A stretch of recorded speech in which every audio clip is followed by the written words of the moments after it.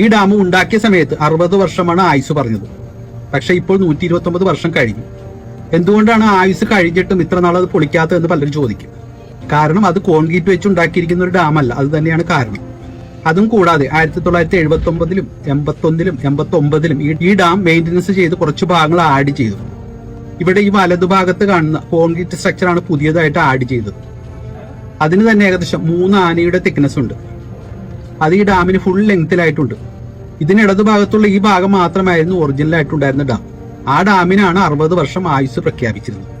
അതിന് കൂടെ ഇപ്പോൾ പുതിയതായിട്ട് ഈ ഭാഗം ആഡ് ചെയ്തപ്പോൾ അതിന്റെ ആയുസ് കൂടി.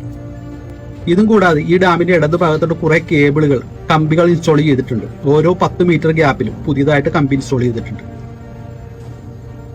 അപ്പോൾ ഈ 2 അഡീഷൻ കൂടി വന്ന സമയത്ത് ഈ ഡാമിന്റെ ആയുസ് കൂടി. പക്ഷെ ഈ ഡാമിന്റെ മോഡിഫിക്കേഷൻ ഒന്നും നമ്മുടെ മീഡിയകളിലൊന്നും വന്നില്ല. അപ്പോൾ പറഞ്ഞു വരുന്നത്, മുല്ലപ്പെരിയാർ ഡാം കേരളത്തിലെ ഏത് ഡാമിനേക്കാളും, കേരളത്തിൽ ഇപ്പോൾ ഏകദേശം 81ഓളം ഡാമുകളുണ്ട്. അതിൽ ഏകദേശം 10ഓളം ഡാമുകളാണ് വളരെ വലുതായിട്ടുള്ളത്. അതിൽ ഏറ്റവും വലുതാണ് ഇടുക്കി ഡാം, ആർച്ച് ഡാം. അതിനു കൂടെയുള്ള ചെറുതോണി ഡാം, പിന്നീട് Mullaperiyar dam, Neyyar dam, Peechi dam, Malampuzha dam, Kakki dam, അങ്ങനെ ഏകദേശം 10ഓളം ഡാമുകളുണ്ട്. അതിൽ ഏറ്റവും സേഫ് ആയിട്ടുള്ള ഡാമാണ് മുല്ലപ്പെരിയാർ ഡാം.